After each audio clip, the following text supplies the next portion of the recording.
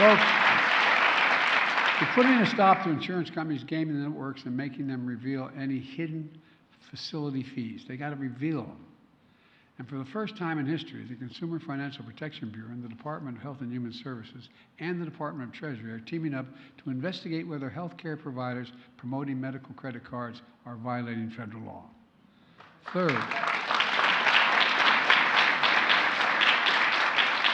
Third, we're lowering prescription drug prices for seniors and people with disabilities.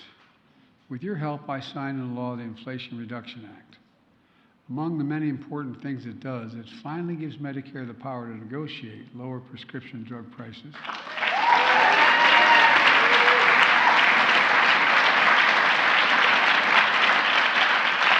Like the Department of Veterans Affairs does now.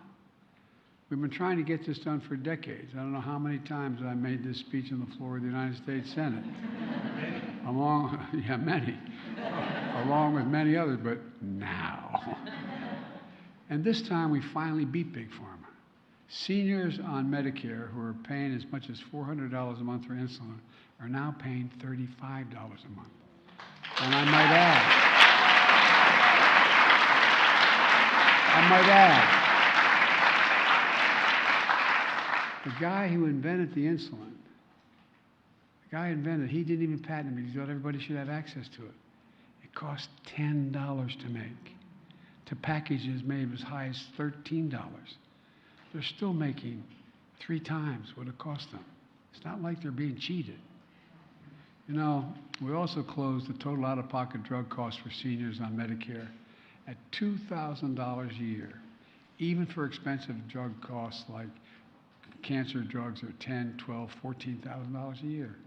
Today, the Department of Health and Human Services released a report showing that when these provisions go into effect, they don't go into effect until 2025, 1 in 3 Medicare beneficiaries, that's nearly 19 million people, will save an average of $400 a year. Seniors with the highest drug costs will save an average of $2,500 a year.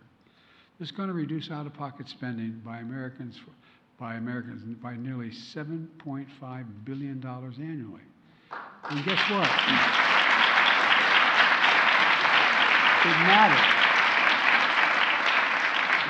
When we're negotiating the issue on whether the government's going to stay open, I spoke to some of my MAGA Republican friends. It not only saves the consumer, it saves every taxpayer.